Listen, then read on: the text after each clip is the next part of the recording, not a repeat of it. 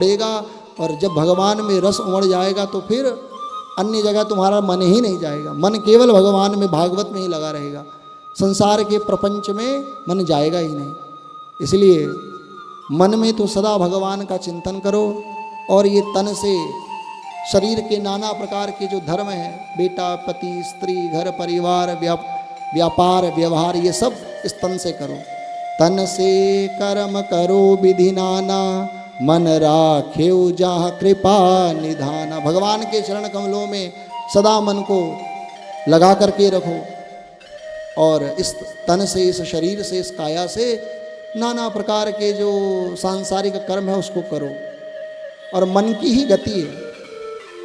भगवान कहते हैं गीता में, अंत काले च मामेव स्मरन मुक्त्वा कलेवरम। भगवान कहते हैं अंतिम मृत्यु काल आने पर जब जीव मेरा चिंतन करके मरता है तो वो मुझको ही प्राप्त हो जाता है। इसलिए भगवान ने अर्जुन से कहा, तस्मात् सर्वेषु कालेषु मां मनुस्मर युद्ध च। अर्जुन तो युद्ध भी कर, लेकिन हर क्षण मेरा चिंतन कर मन में। क्यों? क्योंकि युद्ध में मारा गया तो क्या होगा? ठाकुर जी का चिंतन करके मरे तो स्मरण मुक्त्वा कलेवरम, तो भगवान के धाम को जाएंगे। और अर्जुन तो जीत गया तो संसार का ये सारा वैभव ऐश्वर्य तुमको प्राप्त हो जाएगा, पांडवों को प्राप्त हो गए। इसीलिए प्रत्येक क्रिया करते हुए लोग तो भजन करने से पहले भी बहाना बनाते हैं।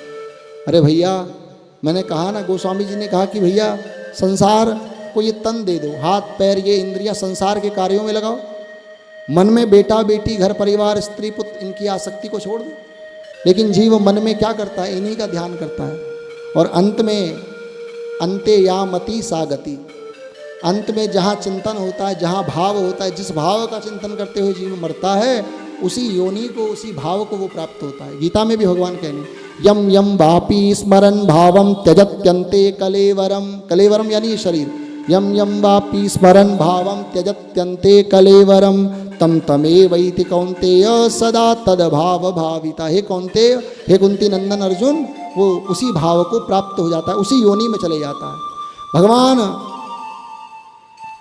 सुखदेव जी व्यास भागवत में भी कहते हैं, भावो ही भव कारणम। भाव ही इस भव का, इस संसार में जो पुनरपि जननम पुनरपि मरणम पुनरपि जननी जठरेश, इसका कारण भी अंत का स्मरण है, अंत का चिंतन है। संसार के प्राणी 5 मिनट भी यदि भगवान का भजन करते हैं, उसमें भी हाथों में तो माला चलती है, घंटी बजा रहे हैं, इस इंद्री से जिसका कोई फल नहीं है, ये सब माइक है, सब नश्वर है। अर्जुन ने कितने लोगों को मारा युद्ध में? हजारों हजार लाखों लाखों लोगों को मारा। क्या अर्जुन की दुर्गति हुई? नहीं हुई, क्योंकि मन में भगवान का चिंतन था। और भगवान तो कह रहे हैं, सर्वधर्मान परित्यज्य मामेकं शरणं ब्रज अहम त्वा सर्व पापेभ्यो मोक्षयिष्यामि मा शुचः। अर्जुन को भगवान ने खूब ज्ञान दिया, 18 अध्याय सुना दिए। अर्जुन की बुद्धि में नहीं आ रहा, अभी भी मोह ममता विषाद में अर्जुन पड़े हैं। अंत में भगवान ने कहा कि अर्जुन भी समझेगा नहीं तो मैं अर्जुन को, वैसे भगवान ने अपना विराट स्वरूप भी दिखा दिया अर्जुन को कि मैं ही भगवान हूँ, लेकिन अंत में भगवान ने जब गीता के 18वें अध्याय के 66वें श्लोक में ये बात कही, जो हम श्री संप्रदाय, हम श्री वैष्णवों में चरम मंत्र है। 3 मंत्र हमारे संप्रदाय में है, एक मूल मंत्र, एक द्वय मंत्र और एक चरम मंत्र। तो गीता का जो ये 18वें अध्याय का 66वां मंत्र है, यही हम वैष्णवों में चरम मंत्र है। सर्वधर्मान परित्यज्य, अर्जुन समस्त धर्म कर्मों को छोड़कर माम एकम शरणम, मुझ एक की ही शरण में तू आ जा। अहम त्वा सर्व पापेभ्यो, मैं तेरे समस्त पापों को नष्ट करके मोक्षयिष्यामि मा शुचः, मोक्ष तुझको मैं प्रदान कर दूंगा। इसीलिए अर्जुन ने तो युद्ध में इतने लोगों को मारा, लेकिन फिर भी अर्जुन की दुर्गति नहीं हुई। और यहाँ हम एक चींटी को भी मारेंगे तो महाराज भोगना तो पड़ेगा। अवश्यमेव भोक्तव्यम कृतम कर्म शुभाशुभम ना भुंगते छियते कर्म जन्म कोटि शतैरपि। करोड़ों करोड़ों जन्म बीत जाएं, कई कल्प बीत जाएं, लेकिन किस जन्म में भोगना है तो ठाकुर जी जानते हैं, लेकिन भोगना पड़ेगा, ये ध्यान रखना। बिना भोगे तो भगवान भी नहीं बचा सकते। प्रारब्धम परिभुज्य कर्म शकलम प्रक्षीण कर्मांतरः।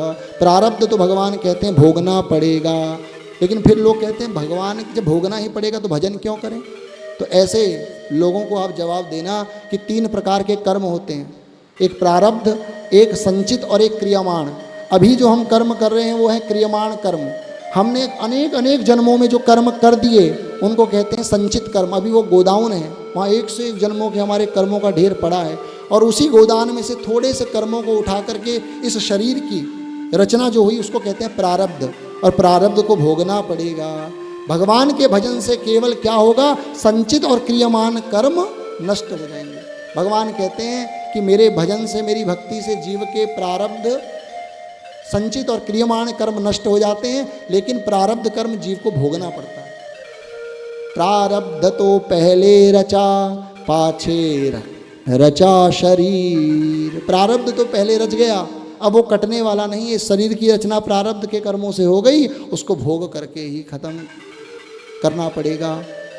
और या दृशम कुरुते कर्म तादृशम फलम आपनुयात। जैसा कर्म जीव करेगा वैसा कर्म उसको भोगना भी पड़ेगा। अवश्यमेव भोक्तव्यम कृतम कर्म शुभाशुभम ना भुंक्ते क्षीयते कर्म जन्म कोटि शतैरपि। इसलिए कर्म की गति बड़ी प्रबल है। और बंधुओं, सत्संग से, भगवान की भक्ति से भगवान का धाम भी जीव को प्राप्त हो जाएगा, लेकिन मन में भगवान का चिंतन होना चाहिए। जैसे अम्बरीश जी महाराज, अभी कथा आएगी 9वें स्कंद में, सवई मनः कृष्ण पदार विंदयो। सारे कर्मों को करते हुए उनका मन भगवान के ही चरणों में लगता। हाथ पैर इंद्रियां शरीर मन सब भगवान के चरणों में। इसीलिए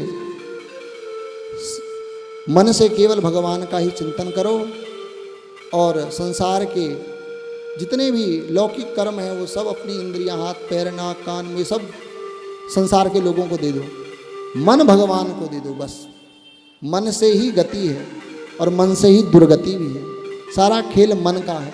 मन एव मनुष्याणाम कारणम बंध मोक्षयो वेद चेतः खलवस्य बंधाय मुक्तये चात्मनुमतम। भागवत वेद कह रहा है, भागवत कह रहा है कि मन ही कारण है। इसीलिए मन को ही परम कारण बताया गया, मुक्ति का भी और दुर्गति का भी। मन भगवान में होगा तो मुक्ति होगी, और संसार में होगा तो बार बार जन्म मरण होता रहेगा। इसलिए बंधुओं, सत्संग की तो